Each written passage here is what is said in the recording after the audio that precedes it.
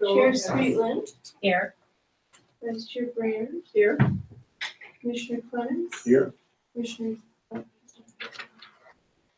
Lanker. Here. Commissioner Madrid. Here. Commissioner Devitt.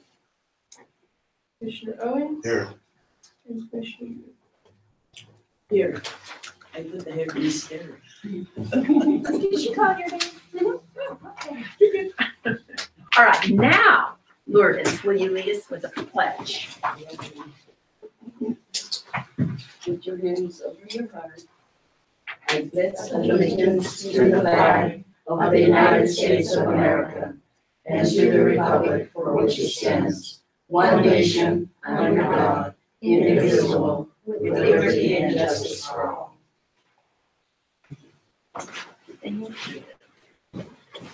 Okay, do we have any public comments?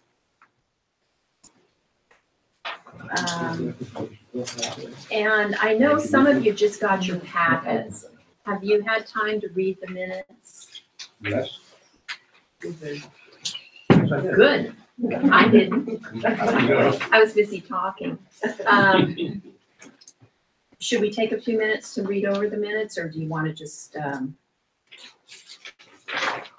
I'm just, wait and? They were also attached in that email. They were, yeah, I didn't open the email. So if you're ready to approve them, Okay, I'll make a motion to approve the minutes. second. okay, it's been moved and seconded to accept the minutes of the April 10th meeting. All in favor, raise your right hand. Opposed? I have to, abstentions, yeah. Okay, so the motion's carried. Okay, we have two presentations this morning. And the first one is from Monique Nolan, who is the Deputy Director, I was gonna say that, and I just had to double check, of Ventura County Area Agency on Aging. So Monique, will you tell us what you do and how you can help us? Sure. So I just thank you for, first of all, thank you for your time. I'm going to give a packet to the attorney so you can follow along with us. Thank you. Thank you. Thank you for having me here today. I'm just here to talk about the grant that you so generously gave us to provide services to the residents of Oxnard, specifically for evidence-based exercise programs, Matter of Balance, and also Walk with Ease. If you open your packets, it's the blue packet. To your left, you'll see the fall prevention classes. It gives an overview of what each of the evidence-based exercise programs that we offer, what they do. We're going to be, for this particular grant, we're going to be offering, we already are offering, a Matter of Balance, which is an 8-week, 2-hour per week class that includes some chair-based exercise, again, to prevent falls. And then we have a Walk with Ease class that's a 6-week structured walking program. Individual work up to a minimum of 30 minutes per week. We meet several times per week. And again, these are all evidence-based exercise programs. So if the participants take part within about 70%, they will see improved performance in preventing future falls, recidivist falls. We do a pre and a post assessment, which I think is important. It's for statistics for us, for Dr. Duncan and the program that we run, but also for the participants so they can see how much they've improved during the 6 weeks or 8 weeks of participation, because that's a lot. I mean, I can barely get to the gym once a week, let alone, committing to this particular format. So you've got the information in front of you. And also I'm offering a class not just in English, but in Spanish. So for the Matter of Balance, it's just the Matter of Balance program, but for the Spanish version, it's Un Acento de Equilibrio, and we are already offering that. And then for the Walk with Ease, it's Camine con Gusto. So we're also offering one, excuse me, in each language. So I'll give you a little bit of background. The Fall Prevention Program, the whole agency, the budget for the agency is a little over $5 million, $5,376,000. For the Fall Prevention Program, it's $217,490. So that's our budget for the 17-18 for fall prevention. We have about 2.5 staff. So we have 2 full-time employees and 1 half-time employee, to the tune of about $165,314. We have 2 volunteers. Now, across the program, I have more volunteers, but I have 2 volunteers dedicated specifically to the Oxnard area that want to serve here. And last year, we served about 1,275 residents for Matter of Balance countywide, and 535 residents countywide year to date for both of those programs respectively, Matter of Balance and Walk with Ease. It was 535 individuals. With the funds that we've got from the Senior Services Commission, we're going to be serving 90 City of Oxnard residents in the 2 different programs. We reach out to clients a number of ways through social media. So we have a Facebook, we have a Twitter, we have an Instagram. So we reach out that way. We've started something new where, I don't know if you're all familiar with Facebook, you can put in events and mark if you're going or interested. So we've started doing that with the Fall Prevention Forum, and I'll talk a little bit about that later. And that's been pretty successful. And so we market through the senior centers and of course our partners at the Elderly Fall Prevention Coalition. And recently we had a bilingual forum here in Ventura and Oxnard, excuse me, the City of Oxnard. I don't know if I have a flyer, I might have put it in. Let's see if I brought it. I did not bring a flyer, but we had a bilingual fall prevention forum in this. It's on the center side. Oh, yeah, but that's talking about the fall prevention facts, which we'll go a little bit more about later. But we had actually held a forum at Oxnard Family Circle. We had 108 participants, so it was completely in Spanish. And then the people that came that spoke English had headsets, so it was translated into English. So we had 108 participants, and that's another way that we market the classes. And whenever we have a forum, like we have one specifically in the City of Oxnard bilingual and focused on Spanish, then we always make sure that we have a class offering. So that way they come to the forum and they don't say, oh, this is great, but we have no classes for you. So they come to the forum and they register for the class, which was great. And that's the Matter of Balance Spanish class that we're offering right now. How the funds are provided, how we're going to be utilizing the funds, as I said, we're going to be having several classes for Matter of Balance, Spanish and English, and Walk with Ease, Spanish and English. We're going to be holding about 3 Matter of Balance classes, serving about 42 residents, and then 48 residents with the Walk with Ease classes, about 4 of those. We may have more depending on the amount of people that sign up for that particular event, just so we can make sure that we actually serve the 90 people that we, City of Oxnard residents that we committed to serving. For the Matter of Balance, each class, just so you have for your edification, the cost for Matter of Balance for an 8 weeks course is $640. The cost for Matter of Balance, or excuse me, for the Walk with Ease is $933. And the difference is there's more classes in the Walk with Ease program because they meet 3 times a week as opposed to the other 2 hours a week. Any other questions? Just a number of questions. Wondering about the Walk with Ease, does that compete with the program at St. John's Hospital? The St. John's Hospital, I believe they're doing, I'm not sure exactly what their program is. I don't believe it's a Walk with Ease because actually we have a class at St. John's. So we have venues at St. John's. We have a venue at the Episcopalian Church here on the corner. So I They don't have believe a walking program. It's a walking, boys and girls. Yeah, it's a walking program. That might be Silver Sneakers. I'm not sure. Yeah, it started years and years. It's been here as long as I've been here. Yeah. Before there was evidence-based in. And I don't think there is, because if there were, then they probably would let us have it at their hospital in St. John's. And then we don't offer the Tai Chi because we already partner with the City of Oxnard with the Tai Chi through the RCP program. So for this particular grant, we're only offering Matter of Balance and Walk with Ease, although we have a suite of offerings, and I provided that to you in the packet. The other information in the packet that I like, that I think is important, is if you pull out this one here that you were looking at earlier, I've got it in Spanish and English on both sides. I like this because it has some immediately executable steps that seniors can take to prevent falling, like removing tripping hazards, home modifications, just some things that you can do now, that older adults can do now to make their home safe until they have an opportunity to take one of those classes. I have a question. Sure, You know, yeah, please. regarding like older people. I have a 92-year-old mother that lives alone, and she has, for companionship, she has 2 cats. And I worry about her cats with her. You know, that's my main concern with her. Is there any suggestions you have? Sure. That's actually one of that's a good one, and actually that's on the tripping hazards. You'll see shoes, papers, pets, toys. What we suggest People love their animals, and animals are great to have. We tell them to put a little bell perhaps on their neck to be looking on the lookout, because it's hard when you have a small dog or a small cat. Lighting, we make sure they have good lighting, clear pathways, and again, that's one of the things that we provide when you come to the area agency on aging. That's why having the fall prevention program is a really nice natural fit for these evidence-based classes, because we work with a social worker and they're able to come into the home and give some suggestions for situations like that. But for that situation, we would suggest that they put a bell on the animal and also make sure they have clear pathways and good lighting. That I can't tell you, stress that enough when people go into homes and the lighting is low, and people fall in cycles. Like in the winter months, people fall more. I have the statistics to show, and what the only thing we can think the nexus must be that it's darker outside sooner, and then people don't turn their lights on because it's like, oh, it's only 5 o'clock, but it's still low level light. So it's important. What strategy have you implemented over the last couple of years that you feel is the most beneficial in attracting and making most seniors aware of the services that you have? The first thing that comes to my mouth is to my mind is word of mouth.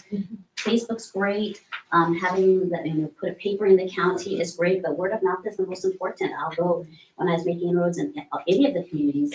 It's always met with skepticism. I was like, I don't know. And then so and so takes a class, or I'll have like 8 people sign up initially, and then by the second week there's 15 because so and so told their friend, and they've told their friend. And I like Facebook, especially when we're adding that events tab, because even if you just push interested, then all of your people know that you're interested. They're like, oh, what's that? What's that fall prevention class? And they click on it, and they click on it, and so on and so forth. So I'd say word of mouth. Is there anything you do to encourage word of mouth, or you really can't?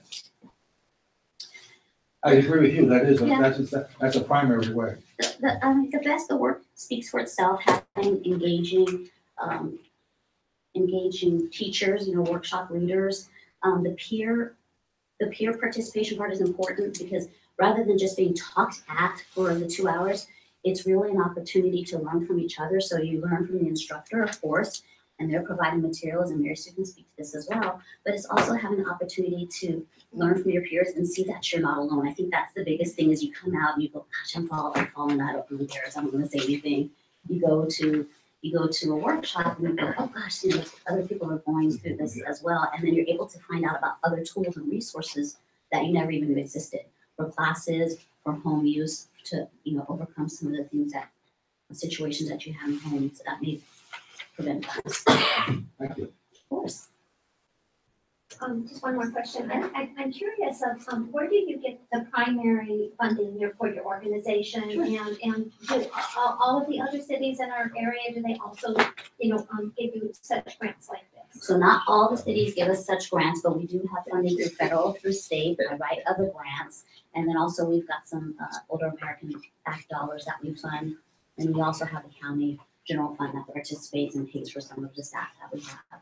The vast staff of 2.5. I didn't realize you didn't know, but I was so small. And I'm always looking for opportunities to write grants, because I'm very passionate about the fall prevention program and the benefits that it offers to older adults.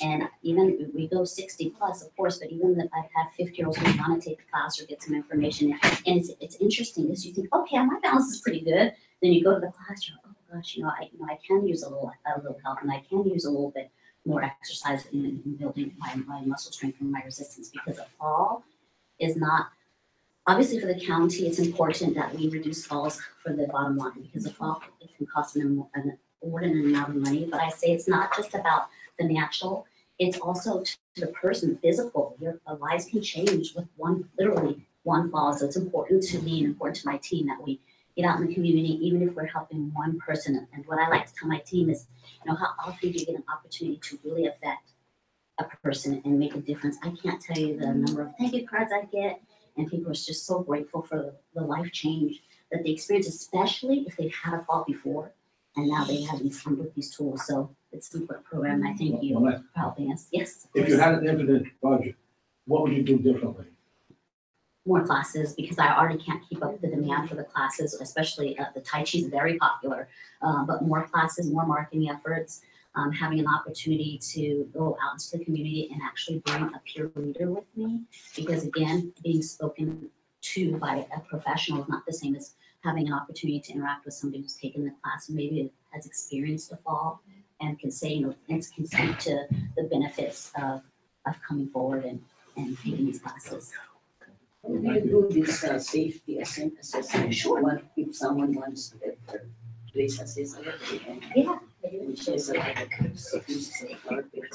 So safety assessment is conducted by our highest level social worker 4. She goes to the home and she literally does an assessment. Generally, it's after our class called Stepping On, which is an 8-week class. 7 weeks of it is in class where we have subject matter experts come. We have a police officer comes as a safety officer. We have a low vision specialist from the Braille Institute. We have a physical therapist who teaches people how to get up from the fall, because unfortunately sometimes it happens, and it's the most effective way to get up from the fall. And then at that time, we have the health, we have that safety assessment where she being the social worker, takes the actual form and she goes to their home and says, okay, let's look around. Okay, what do you think about this rug? Well, it's pretty loose, so let's tape it down. Or they'll say, honey, I don't even need that rug, so they'll get rid of it. Or we look for lighting, estimate where there's low light, and we put lighting strips. So the safety assessment just really consists of an environmental assessment. And if your friend takes this form and just even goes down some of these checklists, she'll be able to make her home safe today. But yeah, she can definitely pop us, yeah. And we have it in multiple languages right now, Spanish and English. Yeah, the number's right on there, 477. Yeah. There. I'll remember anytime. Any other questions? All right, well, thank you for your time and thank you for your, Monique, thank you for coming. Monique is so busy all the time. She talks so fast, you know. I usually preface by saying I'm from back east and I speak a mile a minute, so you have to ask me to slow down because I'm gone. And she's so busy that she's just going, I think your mind is just Going racing, and you got the pleasure of, I had random meeting, I think when I normally don't drink coffee, and I think I drank 3 cups that day. I was like, We finished that meeting in record time, I think 59 minutes. I was like this, but anyway, She brings some, but you're very good at what you do. Thank you very much, and so thank you much all for your time, appreciate it. And I'll see you tomorrow. You'll see me tomorrow, yeah, you'll see me at the meeting. All right, Okay. bye-bye, Thank you. take care, thank you. And we have it on our calendar. What days do we do this fall prevention? At the different centers. So we have,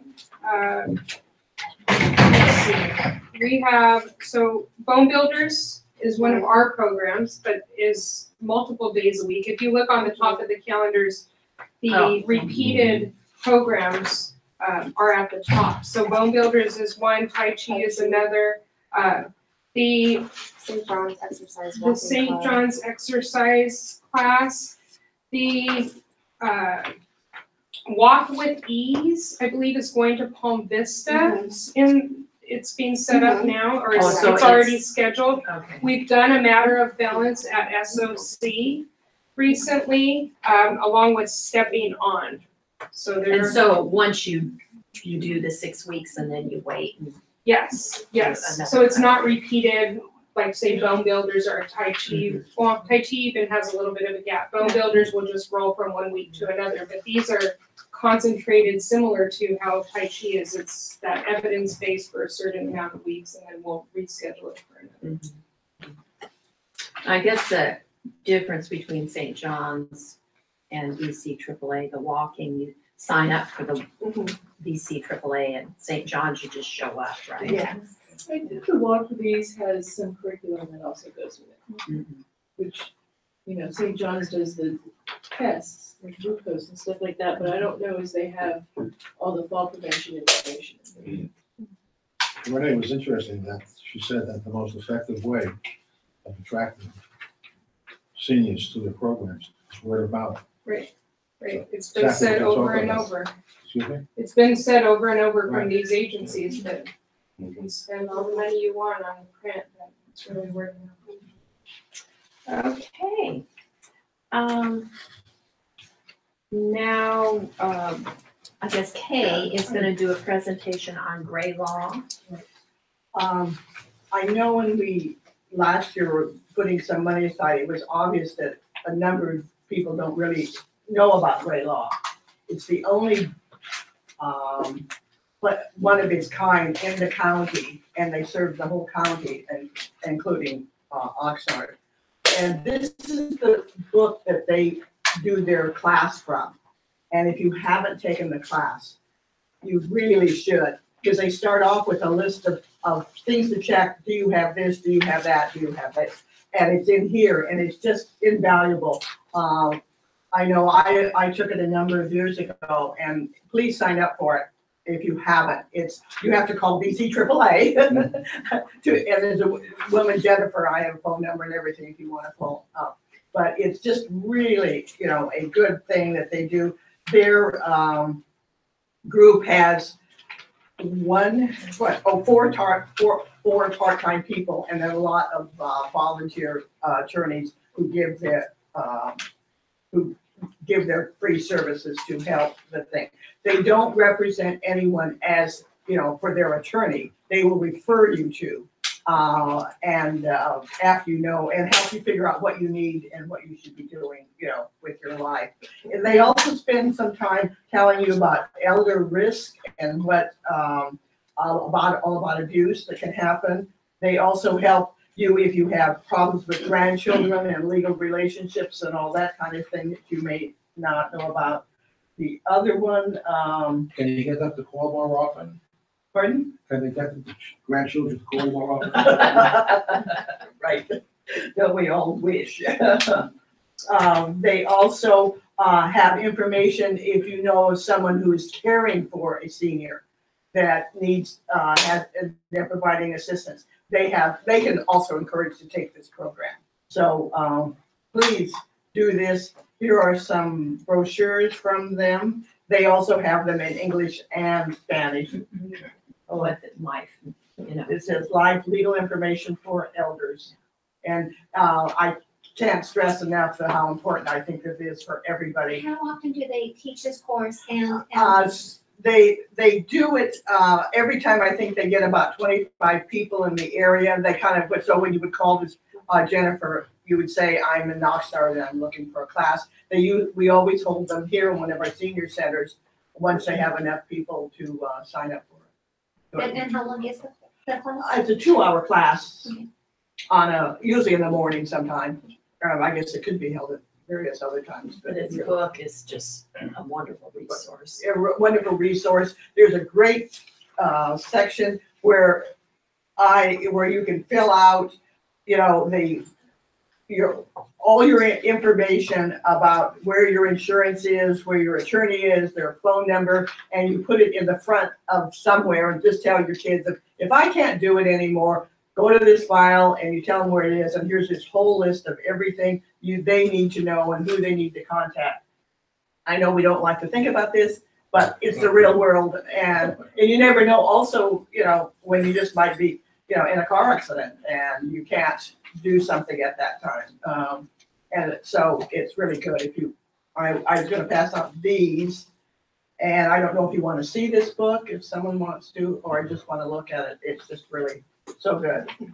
And Lourdes and I have taken it. Has I anybody did not- else? yeah. We offered it to bone builders. So a lot of the bone builders. it's just,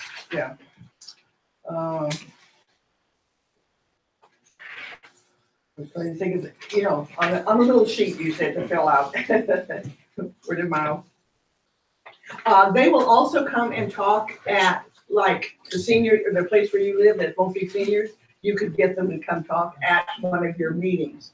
And they'll be glad to come in and share, Mike Williams will be glad to come in and talk about what his group does and more word of mouth kind of thing. Well, speaking of word of mouth, it's interesting, as we indicated in the last meeting we had here, that when we had that workshop with the grad seniors, one of them in there, didn't even know about Gray Law. He was very happy to learn about that.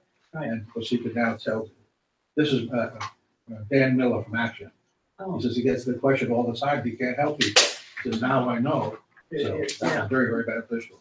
If you don't even know where to begin, go take this class and they will start you on your route, whether you're and please, word of mouth, tell your friends. Right. If someone says, I'm taking care of my mother, I don't even know where her will is, kind of thing, then, just say, that's what you need to do. And they give you referrals if you need somebody right, yeah. to do a will or a trust, they'll refer you to low cost. And they legal do have services. loads of forms in the back of this, including, power of attorney or, medical, the durable, what is it called, that in here that you can use. Anything else, Sebastian? Good. Thank you, Kay. All right, next we have the report of the commission secretary, Renee. So I have a few items for you. Tonight we'll be going to city council for the senior nutrition renewal application. So it's just going back for its year 2 of the 3-year grant, and BC AAA requires us to get council approval to even submit the application. So it's something that's a pretty simple item that's gonna be going tonight. Ethics training. So there was 2 ethics training sessions recently. At least 2 hours of specific ethics training every 2 years is a state law requirement for all officials. So if you have not completed an ethics training, if you're wondering what the heck am I talking about, you probably haven't. So if I could just get a show of hands who needs you can do it online, and so I'll send you a link to do it online. Does anyone need this link? So Kathy, and I would recommend you go there. I went to the program last 2 months ago. Unfortunately, that's the reason for that memo. Unfortunately, there was less than 10 people there. Less than 10 people. And this was All the every cities. commissioner in the city. Right, Mhm. there's less than 10 people there. you. And it was 2 hours. I don't know what it's about. Okay. I'll look into it. So I'll send this link to Commissioner Laker, Sweetland, and Madrid, everyone else I'm assuming. Okay, and my last item, Mary Sue had grabbed us a flyer. And this might be pertaining to, or be helpful for one of the subcommittees that's on agenda to report today. So there's a senior transportation fair coming up, June 21st, Camarillo Library, and there's information on that. Transportation fair. We'll have staff attending it, but anyone else who is interested, you are free to join that. First day of summer. And that's all I have, Alice. Did we ever find out, the recommendations for the CDBG? Have not received any information as of yet. Still waiting. Because I thought that went to city council Not yet. in May. It has not gone to city council yet. Okay, so new business, senior services programs and events. Deanna? Sure. So we have a few events this month at the senior centers. This coming Friday, we have the Cinco de Mayo Mother's Day lunch catered by Francisco. So we've been selling quite a few tickets for that. So we're excited for our seniors to celebrate both holidays. May 18th is the senior dance, the Mardi Gras themed senior dance. Tickets have been a little bit on the low side, so we're hoping after this next luncheon, they'll be ready for the next party. They'll be ready to party the following week. I do have a live band coming for us for the first hour through the Ventura Music Festival grant. So they're providing us a little jazz band, which will be really fun.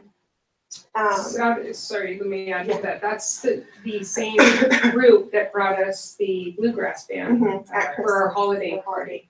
So, and they bring it to us free of charge. Yeah, so we're excited. And that's for the dance, or is that for Mother's Day? It's for the dance, Okay. yeah. And it's a dinner dance, so, Yes. I encourage everybody to, I bought my tickets today, so, Yes. I encourage everybody to please attend. At any of the senior centers, or you can come to me directly, I'll make sure you guys get tickets. Senior Legends is also going on right now, and it started yesterday. So I know Palm Vista had the bingo tournament yesterday, and they posted pictures on Facebook of the winner, so that they're really excited to get their medals and to participate in that.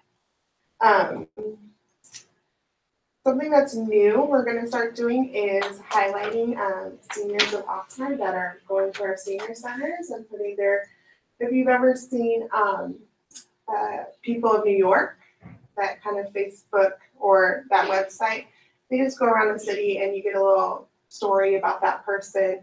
And we're gonna use it in a positive light, of course, and maybe a little bit about their history, or where they came from or how they grew up. Just a little something to put online so we can start recognizing other seniors in our community as well.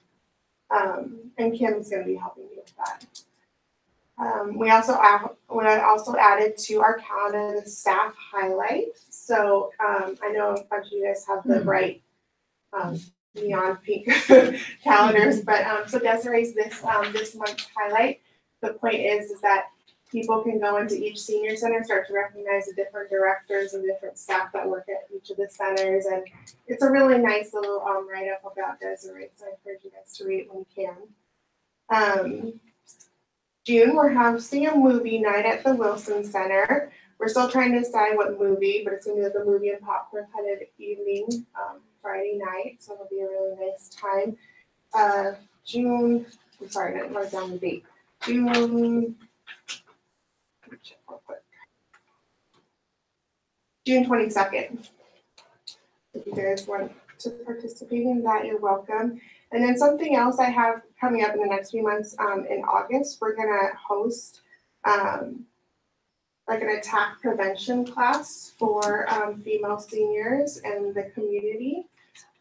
Self-defense, yeah. I know, like a self-defense class for females in our community. It's gonna be, of course, open to seniors, but also to the female public. And the officers actually approached me with that and wanted to host that at Wilson. So I have that starting on the calendar in August. So like a 3-day class. It'll be 3 different days, like a lecture, a skill set, and kind of like a test. Senior males also get attacked. Yeah, it's true. Yeah, they wanted it just for females for right now. That's what they teach, the police officers. So I can approach them. Is that the RAP program? No, this is the police officers actually offer this. The city of Oxnard police officers. Cause I took the RAP through she was an officer at Strata, Estrella. Oh, yeah. Some years ago, and she's really good at when Yeah. she's doing it. Yeah, So it must be similar. yeah, I'm pretty sure it's quite similar. And that's all I have for now. Thanks, Deanna. Yes. Yes, question. Can you give me that information? I'll announce it to council tonight. Sure. Okay. Second thing is, you're gonna have an event for movie night, Friday night. Mhm. Does the event get out in the dark? And if it does, are you guys having any problems with the homeless in the parking lots or in there in the evening? For the seniors? So I'll speak to that. We have programs in the evening hours over at Wilson, whether it's our special populations programs or we also do rentals over there. Staff is very attentive and we've been working very close with Oxnard PD, and there's been a great improvement with the vagrancy at the park. They have concentrated on Wilson these last few months and a noticeable difference. We will get issues here and there, but they're very responsive and note that it is a senior program or a special populations program. They're very attentive and being responsive. But the difference is manifested how? What's the difference, I'm saying? Difference of, You said there's been a significant difference. Improved. They drive through a Right. lot. There's been an They improvement patrol in- a lot. so prior we were having, individuals vagrants who are Yeah. loitering in the park and whether they're under the influence and Some are dismantling. Right, they've, entered the center at times or approach seniors as they walk. But that extra attention and continued focus and effort to the park, they'll continuously drive through the park, walk through the park. They will do spot checks on groups, so there's been a noticeable difference with those efforts. And they have 3 cameras too, which was brought to our attention recently. They have cameras set up in the park, actually, the police officers monitor remotely as well. That's something that we learned recently, yeah, just good. And can the seniors ask for an escort if they feel it's a need one? Definitely. And staff has, like I said, we're very protective staff, Okay. senior, ED, we're very protective and in communication. I've pulled seniors away when they're offering money and trying to get involved in situations, so we don't stand back and just watch things happen, we're very attentive. The Good. second we hear something out in the park, our ears are glued to that front area until it's up. Okay, so I went to the American Society on Aging conference, which was excellent. Well, I have yet to sit down with Renee, because as most of you know, I came back and got sick as a dog and just started coming back to work. But one of the things that was really interesting. They're moving into virtual reality with seniors in senior centers and assisted living, where they have the headsets on and they, I don't know how you do virtual reality. I didn't get a chance to try it, and I've never tried it. So, but they've got someone, they're teaming with a college, this one place, and if it's somebody wants to go see the Grand Canyon again, they somehow get some film or whatever, and they put it in there and they get to experience the Grand Canyon once again. So it's, I think it's probably great for folks with dementia and Alzheimer's, but they were also doing it in senior centers where they were just ordinary, active adults. So I thought that was, the next kind of step beyond what we've seen so far. Really exciting. And the rest of it, I have to look at my paperwork about. We were at the 50 Plus Expo in Camarillo this week and handed out, that's where we got the transportation thing. We handed out some paperwork, not just about just RSVP, but the senior stuff as well, the excursions and the pink paper and that kind of stuff. They love to pick up the calendars. Whenever we've gone with the calendars, they go. So that's always a good thing to attend. April 27th, we had our Bone Builders Luncheon at Clearwater River Park. They hosted us. They provided all the food. Wow. Except for the cupcakes. Renee got cupcakes with blue icing and pre-sprinkles, and we had a lot of seniors with blue teeth. It was the Bone Builders color. It was the Bone Builders color. But they put on a really nice show or food, and then when they got the cupcakes out, they looked at it and I'm like, are we just gonna put a cupcake on a plate? And so he said, give me a few minutes, and he came up with long plates and put the cupcake at one side and a drizzle of chocolate on the other. It just looked so fancy. Oh, my. And so the seniors were really impressed with the whole thing. I was really happy that I'd actually gotten the nerve up when I went on the tour of their open house to say, well, before you get full, would you host a lunch for my bone builders? And they said yes. April 28th, we had World Tai Chi Day at Wilson. It was an effort to promote our Tai Chi program. But World Tai Chi Day is actually something. I mean, it's an international celebration of Tai Chi, and everybody does Tai Chi at 10 o'clock in the morning. And so Kim and our intern, Angel, put that on together. They worked on it. Kim being our former intern. And they did a great job. They had there were no koi in it, but little koi ponds and lanterns, and we did just a couple, 3 times displays at the Tai Chi program. And then we had somebody come in and talk about meditation and lead people through a guided meditation. So we had about, yesterday she said we had about 60 people there. that was good. And we did it in the Rose Garden, so it was nice outside. June 8th, this month, for those who are interested, the LGBT Aging Coalition that I'm on, we're having an event at Clearwater on May 17th from 9 to 11. And it's going to be about LGBT elders and Alzheimer's. And the Alzheimer's Association is putting it on. So if you're interested in that, it's free. 5/8, you said, which is. May 17th from 9 to 11. Yeah, At Clearwater, At so it's. Clearwater, that's it's- that new, that's the new, the new- one of the new senior. Right, that's the, quite upscale one. It's beautiful. In fact, there's two opening up, one's Gonzalez and this one's up. in- Yeah, that was something else I was gonna tell you about. June 8th and 9th is our next Tai Chi training. So if you know anybody who's interested in teaching Tai Chi for me, for free, we are looking for more participants to train. Our luncheon, which was going to be May 10th, but I didn't have time to organize it while I was home. So we moved it to June 20th. So mark your calendars, you will get invitations, June 20th. I was wondering why I hadn't heard anything more, because I had it on my calendar for Thursday. Yeah, no, I couldn't do it. What day is that?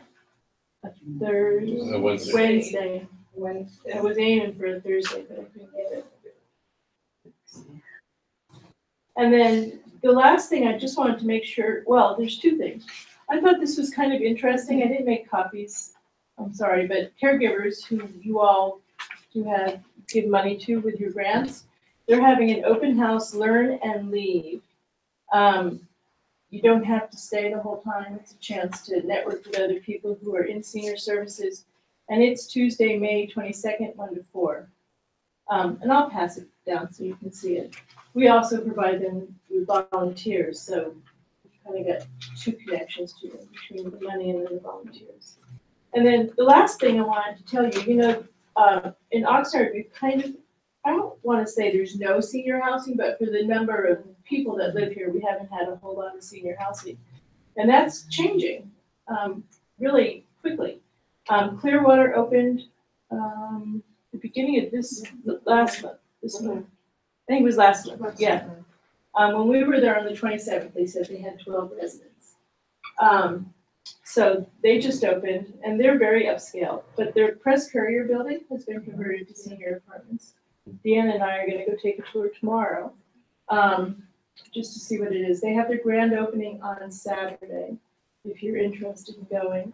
It's supposed to be more, maybe, I don't know if I wanna say market rate. They're not supplemented, but they're supposed to be Market rates. not quite as expensive as Clearwater is. More affordable. Yeah, more affordable. I had heard, and I don't know if this is true, that there's a one bedroom that's about 1,200, which is, That's the pricing I heard about. okay. And then Pacifica, which opened up in was it Homestay? The hotel on Gonzalez, Pacifica is now open as well. It took them a long time to convert themselves into a assisted living, but they're open. Right. Yeah, so we're talking all different levels of care here. Like Clearwater, I see clearly as a place for really active people. I don't know what we're gonna see at Press Courier yet. Pacifica is definitely an assisted living memory care place. And then there's another one called, I think it's called Regency Palms. I met them at the 50 Plus Expo, and they're opening as well. I think it's in South Oxnard. Does that sound familiar? Councilman? Okay. I know buildings, I don't know the name. Okay, so that's 4 that are opening at all levels of care. And then we have in our- Sycamore. Well, we have, yeah, but that's been open for a while. And there's also the senior apartments by C. But, you know, For new. for as big as the city is, to have really 2 or 3. Yeah, so I'm happy that they're opening more. I thought you all. So that's for you, yeah.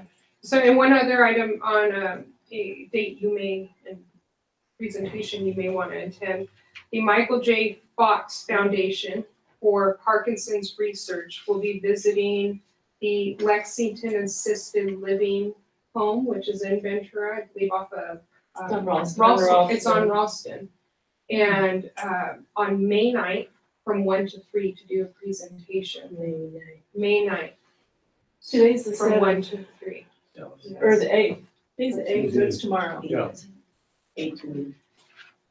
Yeah, AAA had sent out a notice on that Right, too. yeah, and so they're gonna talk about the latest findings and work done on Parkinson's. Right. And just a little feel-good story we got out of Palm Vista. There was one of the residents for Palm Vista who has Parkinson's.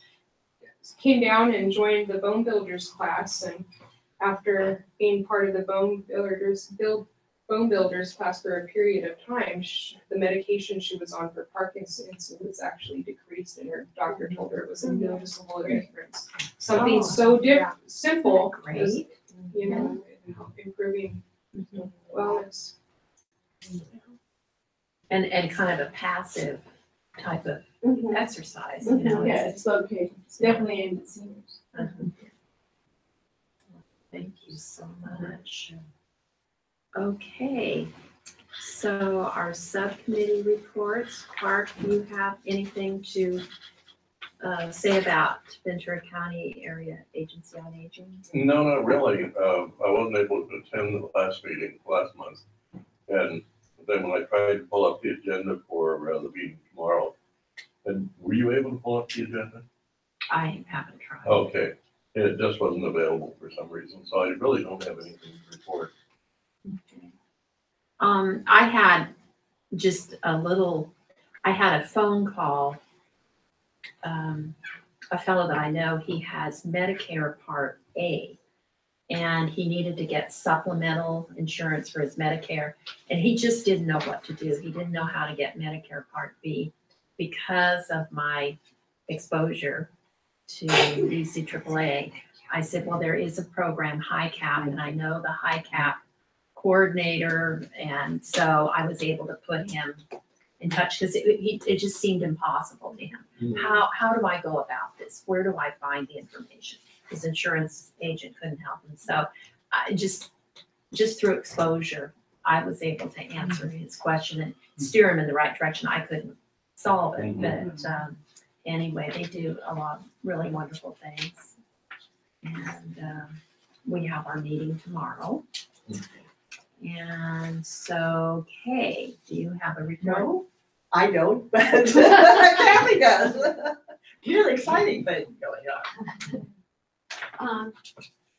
As you all know, we have been working for quite some time to, with our ORCAS committee, to try to go over and raise a little bit of money. Well, we've been trying to file our paperwork to make us for a 501c corporation.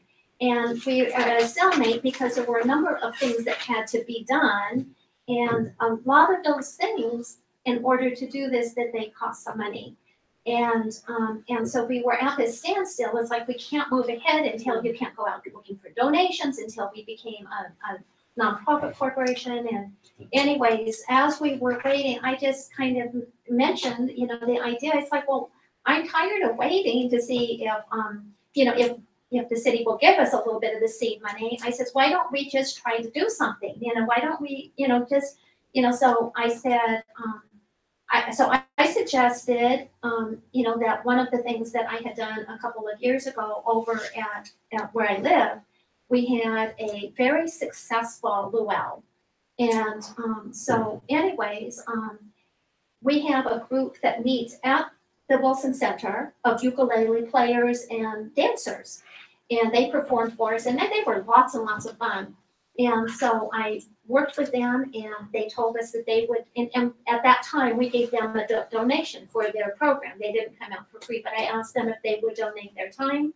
They said absolutely that they would. And so we are now in the process that we're going to have a luau with food and entertainment. And my goal is that we will maybe be able, we've got tickets today for sale, and so I'm asking all of your help. Now the idea is twofold. Number one, to, hopefully raise about $1,000 to go towards the seed money that we need to get things started. It costs us, it's going to be about $2,000 for us to file our paperwork and that needs to be filed with the state and be able to get a fictitious name statement. We need a bank account. There's a number of things that we've been working on. So number one is to raise some money. And then number two is that we're wanting to begin our database of getting names of people that are also, because this is going to be a huge project that we're undertaking. We want supported from as many people that are interested in this as possible, people that are coming over and people who want to, can help say, I can work on it. Maybe I can set up a Facebook page for you, or I can set up, a web page for you, or I can do this for you. And, so we're going to need some help. So anyways, what I'm asking the commissioners to do today is that we have little envelopes with 10 tickets apiece. And if you could, and I've got flyers, so we can pass flyers around and just to take one so you can see what we're talking about. Further, take a few. I've got flyers to take with, to go out. And if I can get the support of our commissioners to sell 10 tickets, get 10 people that are interested in our project, and they could be, we're calling them to be among the first 100 people who support Oxnard's new state-of-the-art senior center, currently in the conceptual stage. And it's got our orphans on the bottom, our little logo, and anyways, I'm just really excited about this, as because it's really our first initiative of getting it out to the public, of and trying to get support and trying to raise a little bit of money, and I think it's going to be a very nice event. And please, pass the word. So, does anybody have any questions about it? Kathy, Yes. have we gone to the city council for that seed money, or is that not a possibility? We did go to city council and it was denied. It was denied? Not city. Oh, to the Denied? city, not Denied? It was, Well, yes. Renee, would you like to comment about that? So it was taken up by our city management, and it was recommended that no seed money would be provided. Right. So, on, A number of dollars have already been provided by the city. correct, so close. Why not to- protect that? Let Renee address it. So close to, I want to say over 75,000 have been provided by the city to support this. 25,000 for conceptual drawings and just over 60,000 for project management and various assessments and in order to move it forward. So Orcas has agreed from the very start to run the fundraising efforts, and this is one of those items of Kathy putting forward that this is a way to get that seed money. And part of this is, what Kathy has proposed is that this will help get that push to get the nonprofit formed and finalized at this point. On that note, the aviation risk assessment has been completed. I shared it with the subcommittee last week. And in the assessment, the final report, it was noted that the risk is low. It's about 1 in 580 years, one crash in every 580 years would occur at that site. So it was a low risk is the final report. Next step for the project manager will be to acquire an architect and to move forward with the development of conceptual drawings. And that was something that was promised to the Orcas group from the very beginning of will support in the fundraising efforts. You really can't go out and fundraise without having a product to fundraise for. So this was one of the things that was promised to the group by our old city manager, former city manager, that the city would be able to support in getting those conceptual drawings developed. Yeah, I'd also like to say, especially since Councilman Perrello is here, is congratulations on, on the recall everywhere. And, we appreciate your support of, the council about, about the property that, that we have identified that we would like to, to build this. And so thank you so much, and we're happy that you're there because we would hate to start all over of trying to get council people. So thank you very much. I mean, we appreciate that, and we appreciate always your attendance here at our meetings. A practical thing. I just gave you an envelope. It has 10 tickets in. We want you to sell the tickets, collect the money from the people, put the money in the envelope, either bring it back to the next meeting, somehow get it to Kathy or I. You'll each need some of these flyers because this is a ticket that just has all the details. So please pick up at least maybe 5 of these, if not more. We consider 5 because there's 10 tickets, but 5 couples is all you have to contact. But if you need more, please let us know because we'll get you some more tickets. Right. And I don't believe we're going to have any trouble. I think that, I personally, since this is going to be at where Al and I live, I think that I'm going to make an announcement next week at our potluck that we have, and I think I could get probably about 40 people. We're limited on the space to no more than 120 people, so, but we really want people there that are, that see the vision, that want to be involved with this.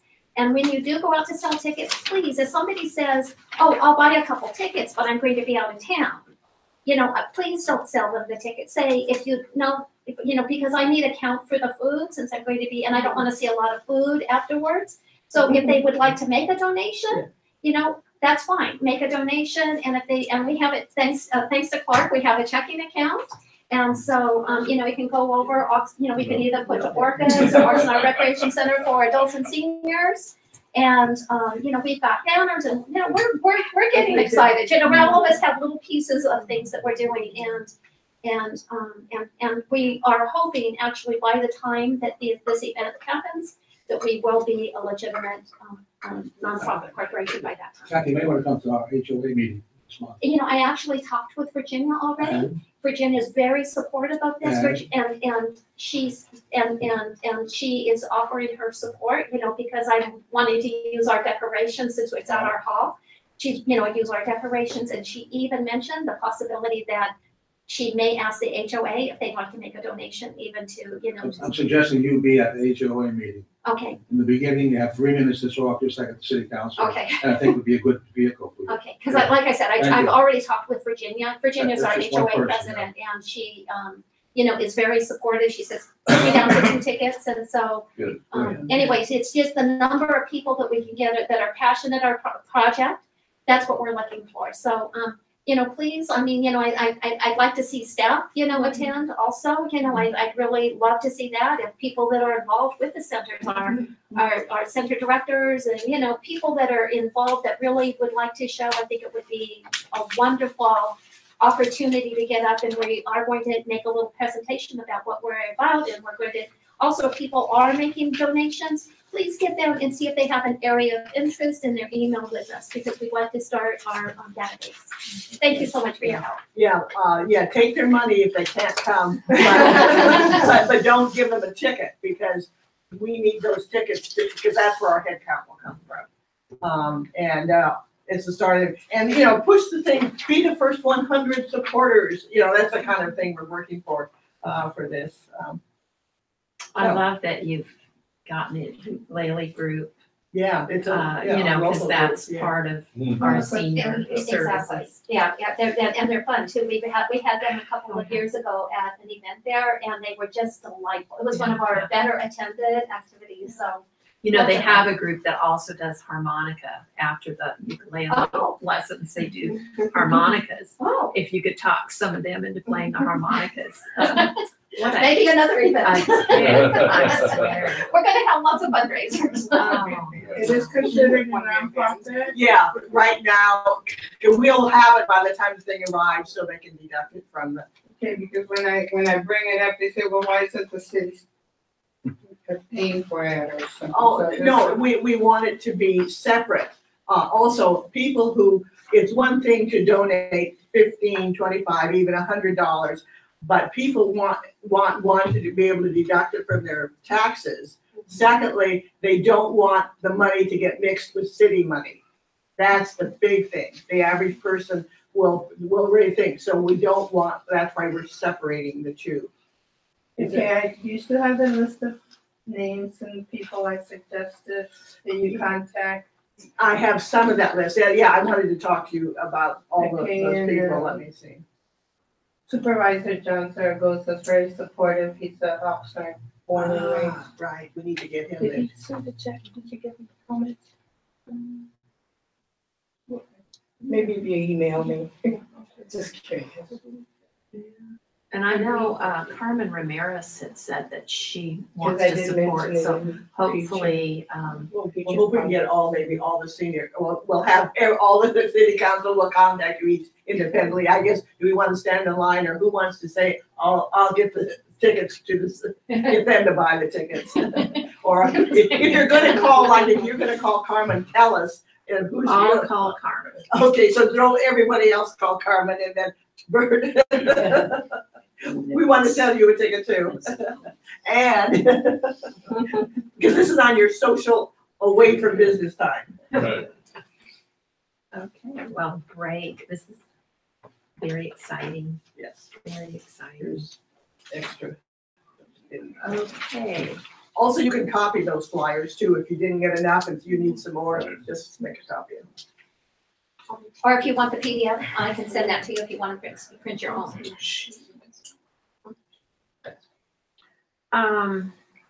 okay, moving right along.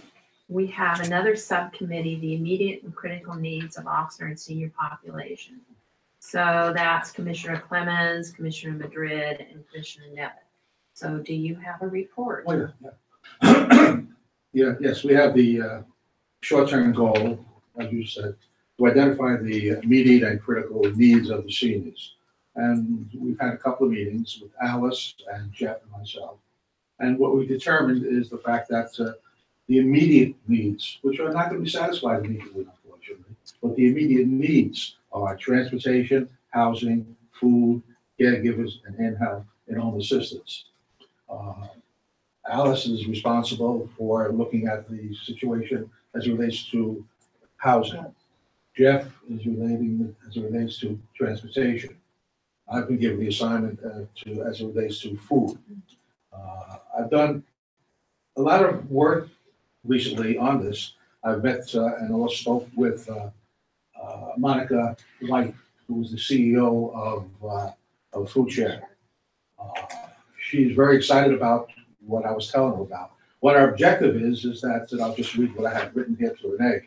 Once the information is aggregated, we will as a group, with the assistance of the other commissioners, decide on how best to disseminate this important information to our seniors. What our objective is, and we don't know exactly how we're going to do it, the dissemination rather, is to aggregate all of the information as it relates to food in Oxnard.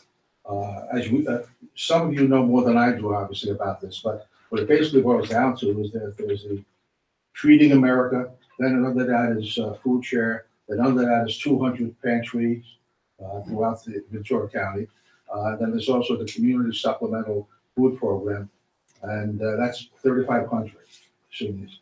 There's also a few other programs, again, that you're familiar with, and we're in the process of, again, putting it all together so we can sit down and have something to offer. And again, we don't know the vehicles for distribution, but we will be.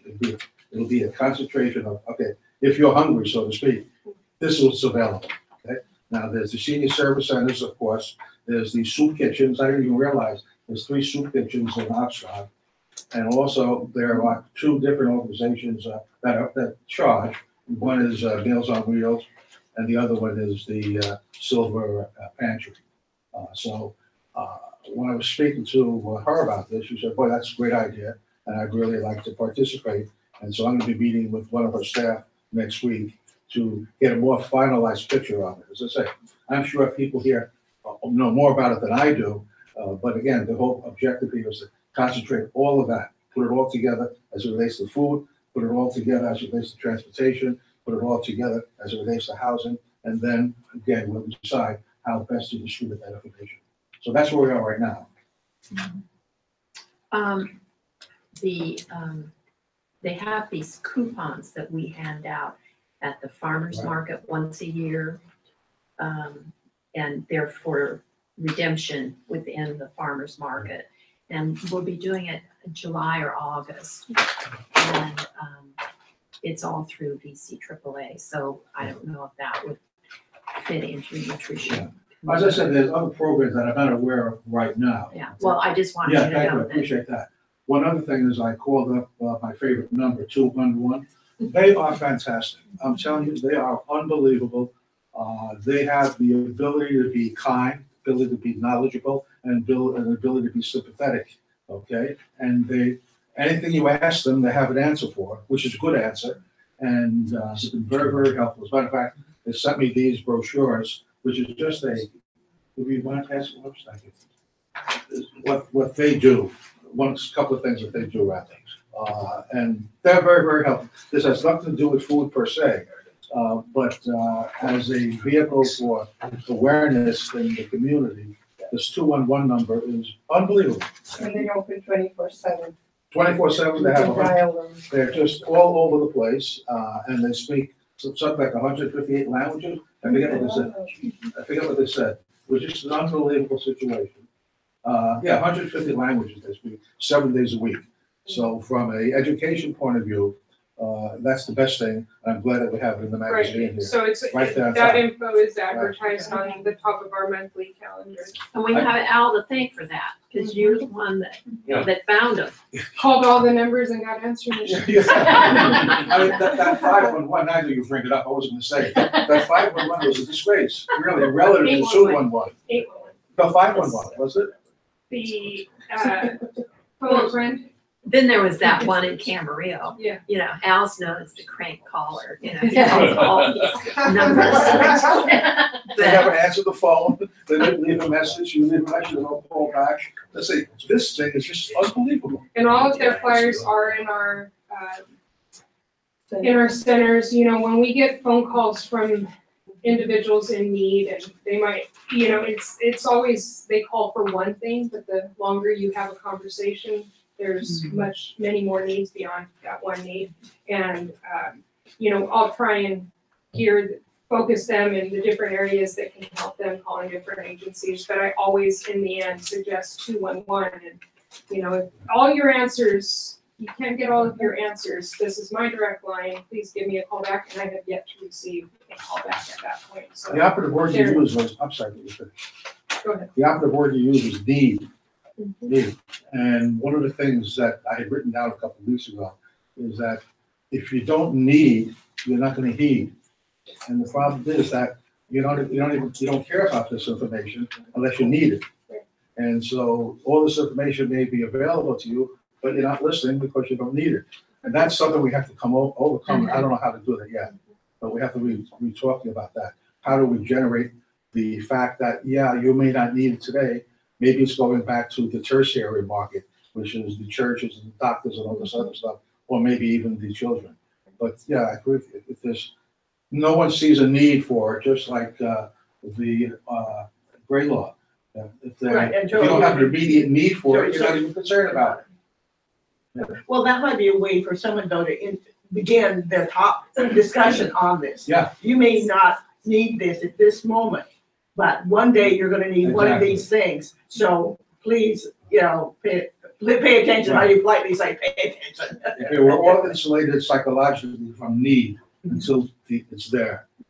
And then it may be too late. Will this include rehabilitation, Excuse me? rehabilitation of the homes? Yeah, I know a lot of seniors, they need rehabilitation. right, yeah, oh, sure. They need a lot, I yeah. called Action, I called Habitat, and they said they have no fund. How can they rehabilitate? What kind of Habitat for rehabilitation do they Humanity? need? Yeah. Well, I have some seniors with, no carpetings at all in their houses. Just Habitat for Broken Humanity, you're talking about? pipes. No. What I was thinking, the grab bars and stuff like that, Oh, yeah. there is money for that, but. Action will do that. Yeah, that's right. Action will do that. Right, right. One of the And things the they county Action, does they that. have grants, so Excuse me? Them on the ramps, they do ramps. I think they do. They said they will do. Oh, no, they'll do anything. I But met they're with not them. gonna put Dan Williams. carpet and stuff. No. No. They do electrical work, Or plumbing, broken- building ramps. Oh, yeah, they're excellent. Broken windows. They're excellent, really. doors. I mean, probably all the organization, when you think of it, and you just concentrate on it, they're all excellent. Everything that's being available for seniors, it's there. It's just a question of their awareness of it and the need for it from an immediate point of view or from a long-term point of view. Well, and that's, as commissioners, what we can do for our community is disseminate that information. Like the call I got from the guy that needed to get Medicare Part B. I didn't know how to do it, but I knew where he should go. And so as commissioners, we do get, we're privy to that information, as there certainly are lots of wonderful programs. Well, that's what I was saying earlier, is that once we aggregate all of this information on food, all on transportation, all on this, then the important thing is, how do we disseminate that, okay? It's better to disseminate it when it's little pieces like that than all of 2 at 1 or AAA. But so, gee, I have a question on transportation. Boy, here's all your answers you ever wanted to have on transportation. Put it into one small page, the same thing. And the same thing with food, and the same thing with housing, and the same thing with transportation and caregiving. So we have a challenge. The only other comment I have, you mentioned Meals on Wheels. Are you talking about the home delivered meals that we do? Yeah. No, not that we do. I'm saying there are two for-profit organizations that work in Oxnard that I'm aware of. One is Meals on Wheels, and the other is the Silver Pantry. And they charge $6 for 1 meal a day, or $9 for 2 meals a day. But again, one is called Meals on Wheels, and the other is Silver Pantry. Because our. Well, home we delivered- do a food delivery. Yeah, our home delivered meals are, Well, online, Meals on Donation-based. Wheels is not nonprofit. Online. I went online, there may be more than one Meals on Wheels, I don't know. We may be saying that we're Meals on Wheels, that we deliver from the senior center. We're not Meals on Wheels, we're home delivered Right, meals, that's senior right, yeah. nutrition. but it's Yeah, kind of a it's two generic, separate it's a little like Kleenex.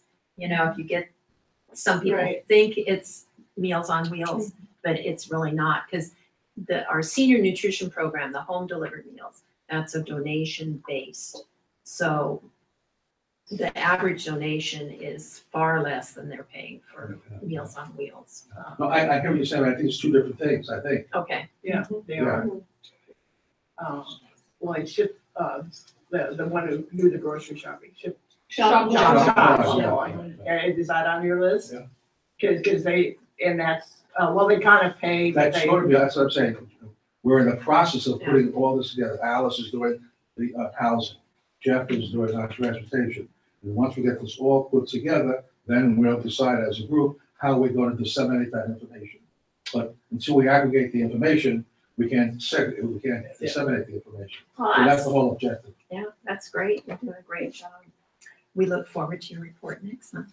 And yes, Councilman Carrillo. A question about soup kitchens. Are there still 3 soup kitchens going? Because I had heard that there was an issue, environmental health department county, and the soup kitchens. According to Monica White from Food Share, she told me just last week that there are 3 soup kitchens in Oxnard.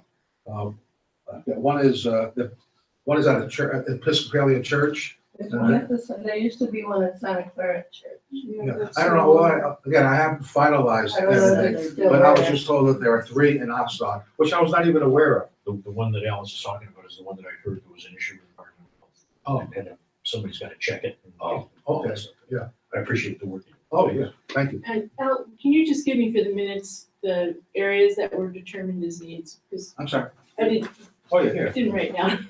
I think I got them, but Transportation, Oh, food, yeah. housing. Hey, they're on the action plan. On the top. caregivers and in-home assistants are also what you're looking at? Yeah, that, I got the first three. I just didn't- there's only 3 of us and we don't have capacity for doing 2 things at once. So we're all doing one thing at a time, as a joke. And then we're gonna do the other 2. Okay? We don't believe in multitasking. It's too difficult. That's what I tell my grandchildren. Multitasking means that you don't do anything right. They don't like that. Okay, well, good job. We'll look forward to your report next month. Do we have any comments by commissioners? Yes, Alice. Commissioner Madrid. I attended this month's monthly High and Seal inter-neighborhood services for the city, for the different neighborhoods. There we go. Inter-neighborhood council organization. So it's- And I announced, I don't know if any of you saw it, I didn't notify anybody that I was going to announce it because I wasn't sure I would make it.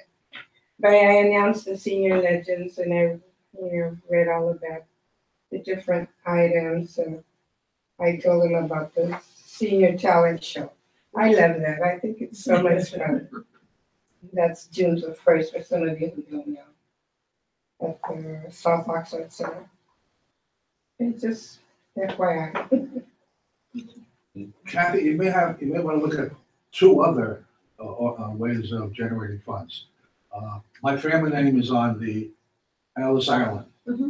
Lee Iacocca a couple of years ago asked for funds for that, and I donated money, and I still have that. My name is on there on Ellis Island.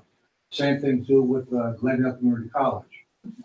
They sold a brick, and my family name is on a brick, on the floor in there. So there are a lot of things, and this is great as a kickoff. But those 2 may want to look at that. Thank you so much. Yeah, people like to see their name in somewhere. Bricks or tile. Yeah, tile. Some Yeah. schools do tile. The boys and girls on 9th Street. Yes. They have tile, brick.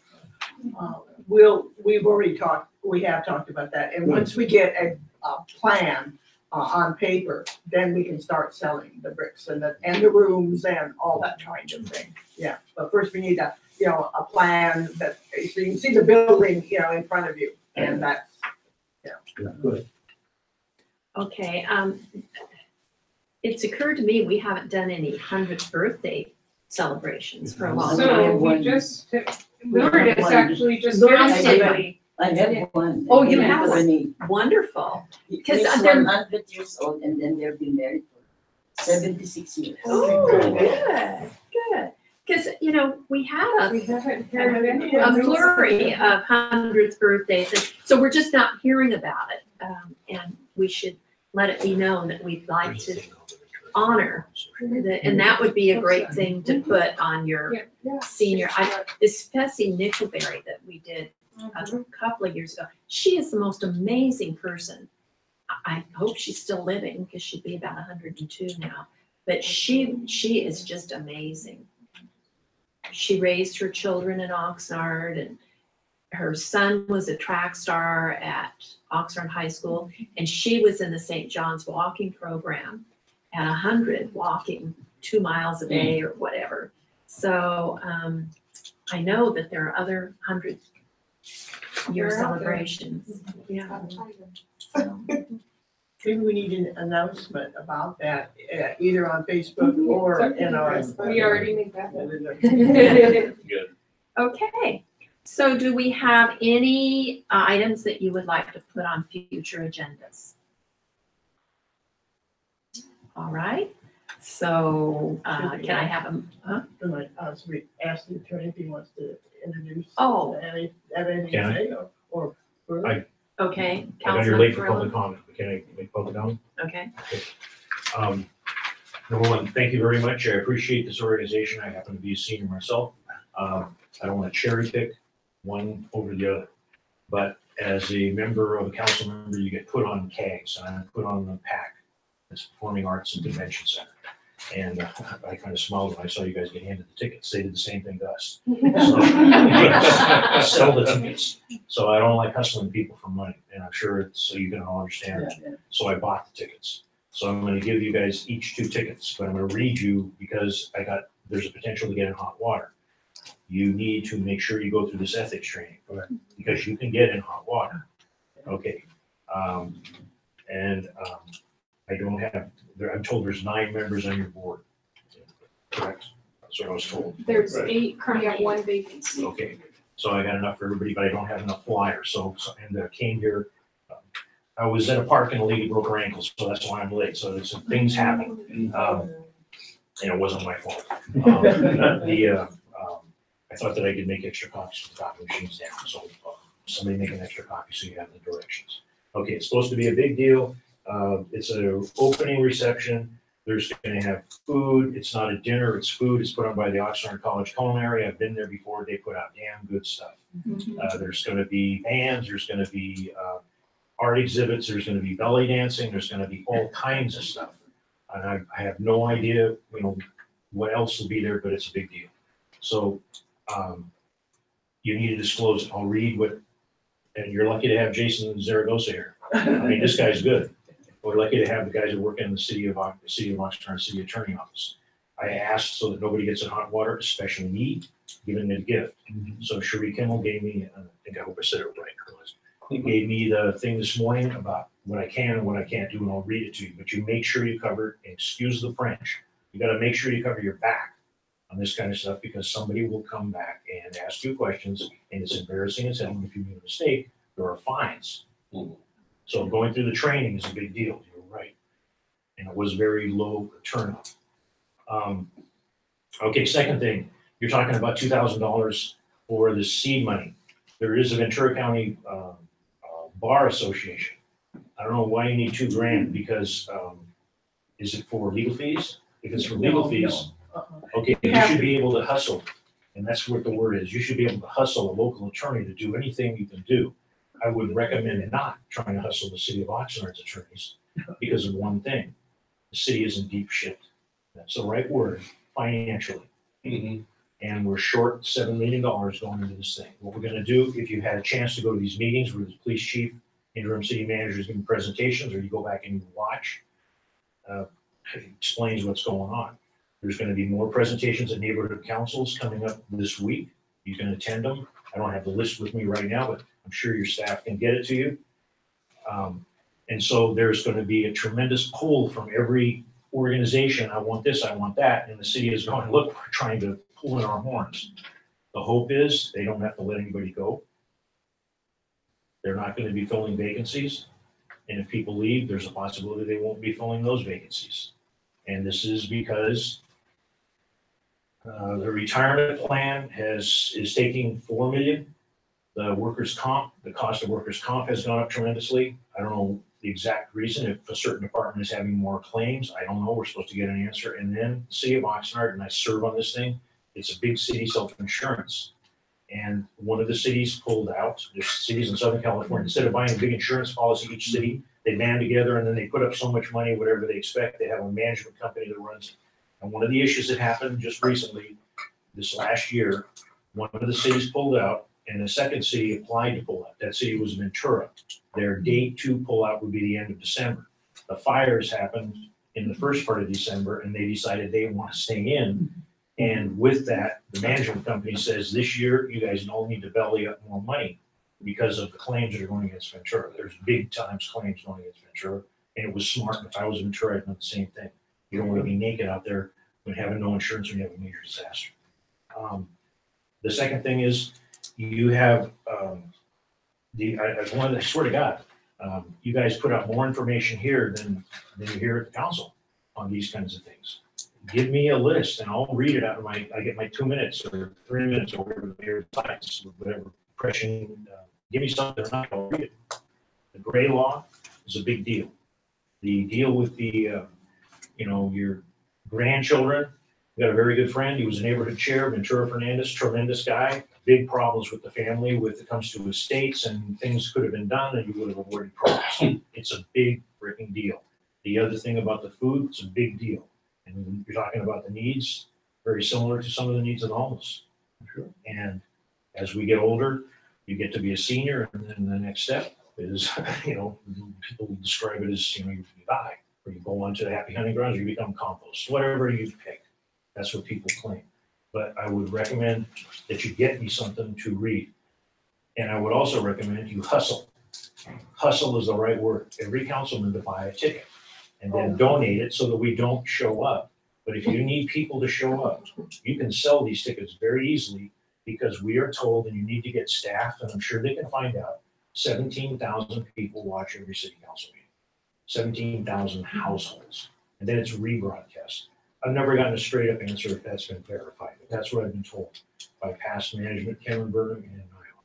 So, and the INCO, Alice, most of the people in there are over 55. So it's a self-interest. They'd be interested in what's going on. And a lot of good information comes out. It doesn't mean it doesn't come out of the other ones, but it comes out of here. So I just want to say that. And so these are the tickets. And first off, this is what the city attorneys told me about giving the gifts.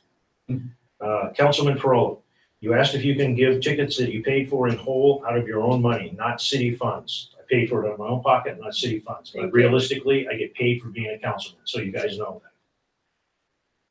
To an event/show to Senior Services Commission members. That's what I asked. If I could give the tickets to you, and I got told, no, you got to check.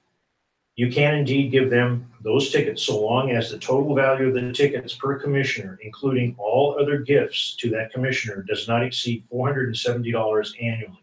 I'm not giving you 470, so if you're getting money from somewhere else, you need to keep track. You need to keep track of it. The fines can go into thousands of dollars. Commissioner, you need to report any gift over $50, or if you give him or her multiple gifts, all gifts, if the total are over $50 annual. Please let me know if you have any other questions. This is Shirley Kimball. So that's a heads up. These gifts, this is over $50. You need to report it. I don't know if you guys have ever done a 700 form. It's easy. Your staff is supposed to help you. Every CAG staff is supposed to help you, and they just simply ask for help from somebody else. Maybe it's Jason, maybe it's Luli, but somebody's supposed to help you so you don't go out there and go, oops. You can always file an amendment, but depending on how the Fair Political Practices feels, you can get fined, and the fines can be over 10 grand. Not for something this small, most likely, but if they find something's wrong, it's not to scare you off, but you just want to make sure you cover yourself. That's it. So this is what this thing says. It's a party at the PAC, opening night reception, PAC, the Arts Festival. Come celebrate the start of our annual Arts Festival with a colorful open-air sortie at twilight. Eat and drinks, scintillating global hors d'oeuvres, local beer, wine, something cocktails, music and dance. I can't say the name of the band, and there's a 10-year-old special mariachi singer. I've heard this person. They are, you'd never think it's a kid. NEMA Studios, Belly Dance, Savannah 5, Cuban Band, Art and Giving, Live Rock, Art Installation by Juan Manuel Cineros, Bicycle Art Display, Early Entry to Art Exhibits, Artist Meet and Greet, Silent Auction. And it takes place Friday, May 25th from 6 to 8. So I got tickets, a pair of tickets for the people that are here. I don't know that I have enough flyers for the members of the group, but somebody make a copy of the flyer, please. So that's it. Thank you for letting me speak, and I apologize for being late. Thank you. Thank you.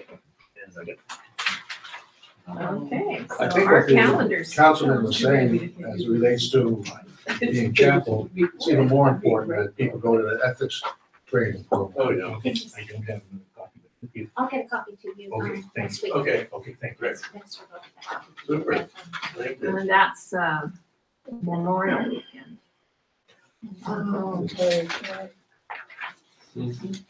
Okay, and then our next meeting, maybe we should discuss that. So our next meeting is at the South Oxford Center. So And maybe we should discuss that IRS form.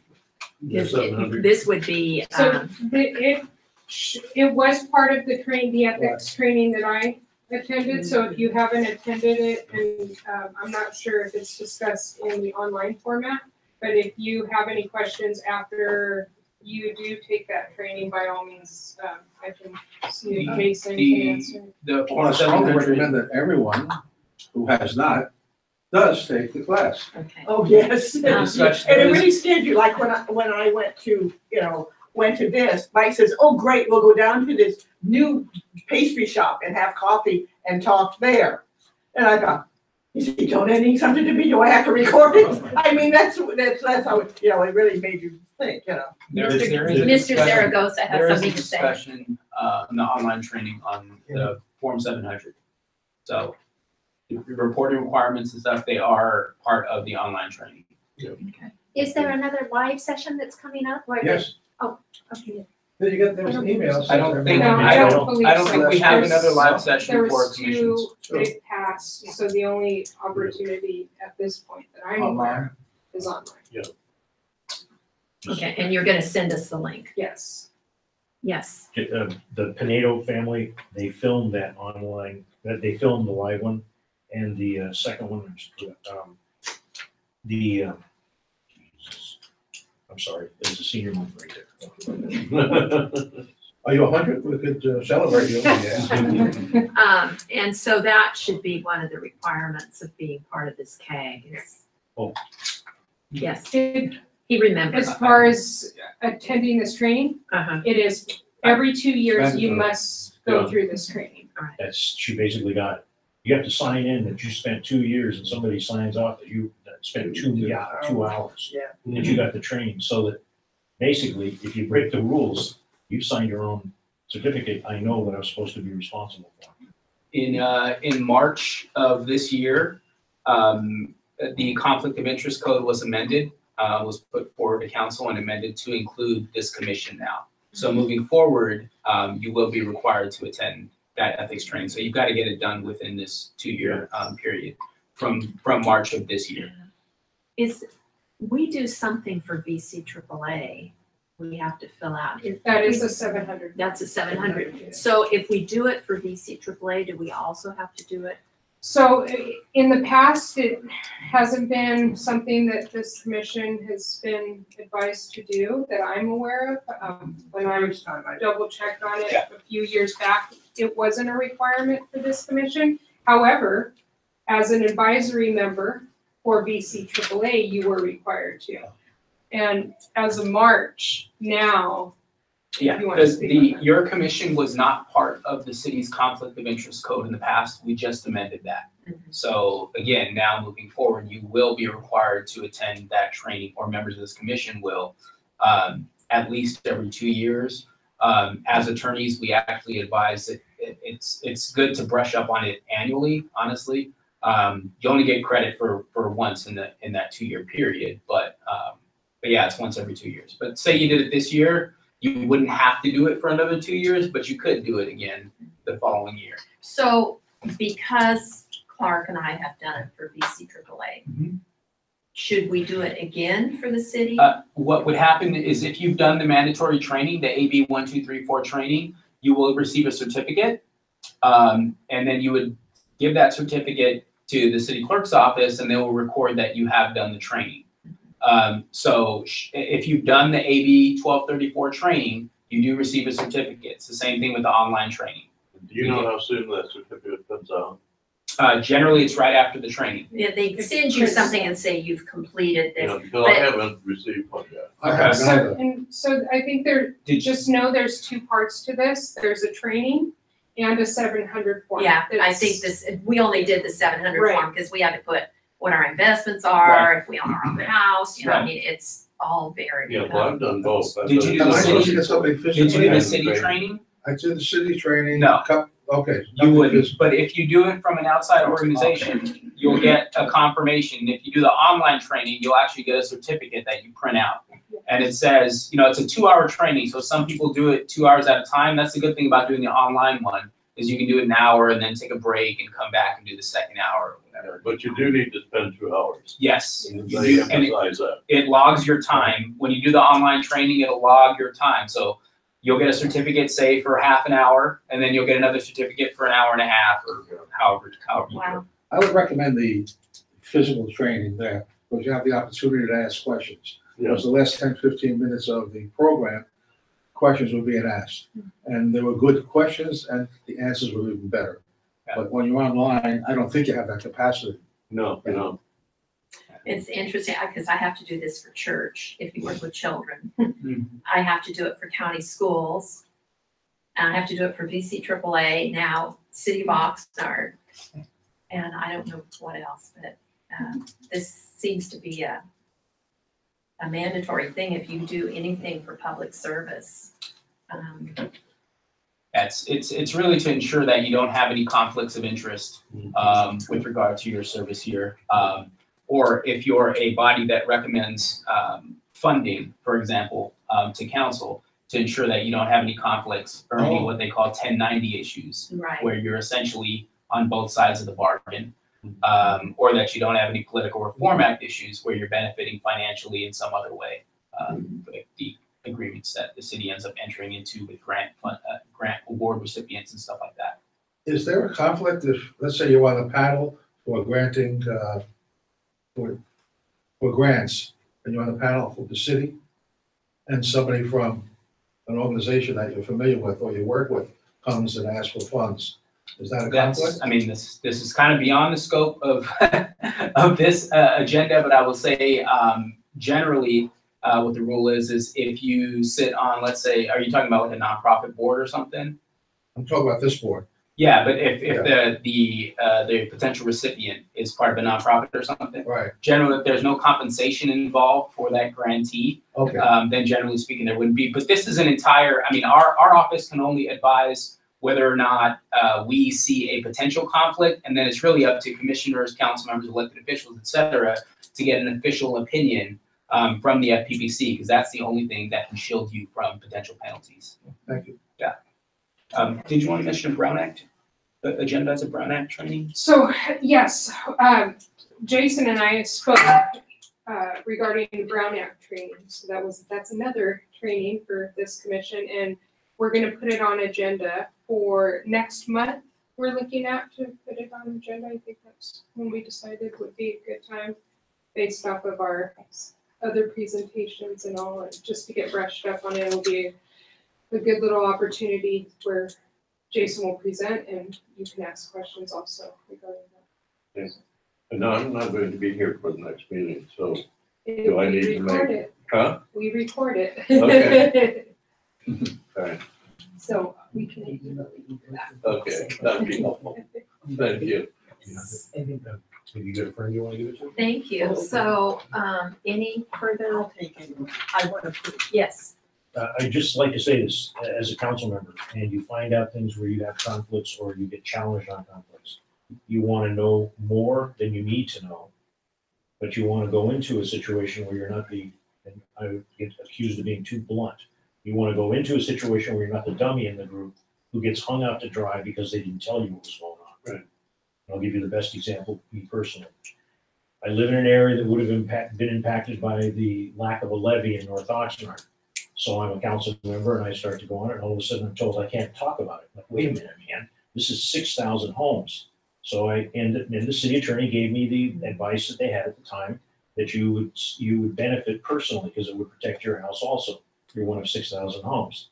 So there was an attorney, Sean Tilford, worked with the Ventura County Flood Patrol, but I ended up having to get into it with the parapolitical practices. Then they allowed me to get involved. So you want to know more, but you also want to have a comfortable feeling that, you know, should I, just like what you were talking about, we'll go and talk about it in a cup of coffee. Yeah, some things you don't want to fool around. But the issue about disclosing during this last recall, it was a flyer that came out talking about trips to China, Europe, clothing, tickets, and everything. Well, I serve on this Ventura Regional Sanitation District, and they give you 2 shirts to wear if you go to a meeting and you're supposed to be there. Shirts are $25 each. So that's $50. And a buddy of mine conned me into going to a boxing match and gave me the ticket. I don't like fights, but I won't because he's a friend, Eddie Castillo. And I disclosed that. Okay, I didn't get in trouble, but when it came out, it's like free clothing, free tickets. I'm going, he's talking about me, man. And so that's why I luckily had a heads up and held up my Form 700s and showed that I followed the law. But you just want to make sure you don't get caught in an area where, surprise, because you can literally feel like a deer in the headlights. And the Brown Act training, and Ms. Sweetland's talking about she has to do this, she has to do that, she has to do this. Most of it is to protect the city, and hopefully it protects you. One of the things that's going on right now is a very big issue is Parks and Rec. Parks and Rec, there are a lot of parks, and there's a lot of organized sports. And this has been an issue for quite some time. People, when they want to have organized athletic events, are able to go and capture a lot of dates for use of fields. Then they sell the dates off to other entities. Oh. Yeah. Oh, they sell. And then the second thing is certain entities are supposed to, if you're going to work with kids, you have a background check with adults. Some entities are not doing that. And another one is that there is supposed to be insurance. You have issues with the city, you're using insurance, you can buy the insurance for a month and nobody checks that it's getting renewed. That's a big issue that's coming up and it's working its way through the system right now. So that's one of the reasons that they make you check, because it can get really bad really fast. And if you follow the news about things that have happened in Camarillo or Santa Monica, I mean, people get into positions that they may have thought they had no problems, but they're looking at doing prison time and big fines. So, just so we stay in Brown Act and not go out of violation and stay on our agenda, let's adjourn this meeting at this point, I believe. Okay, With all due can I, respect. and you can continue the conversation after the meeting. Yeah. Clark. I just have a question for the attorney. Relative to the Form 700, do we have to fill this out individually with anything we receive, or would it be a collective type thing over a period of time? It's your individual. You have to file. fill it out individually? Yes. Okay. Okay, could I have a motion to adjourn the meeting? I'll make the motion. Well, we have a motion and a second to adjourn the meeting. All in favor, raise your right hand. Opposed, the motion is carried. I'll see you next month at South Oxnard Center. Yes.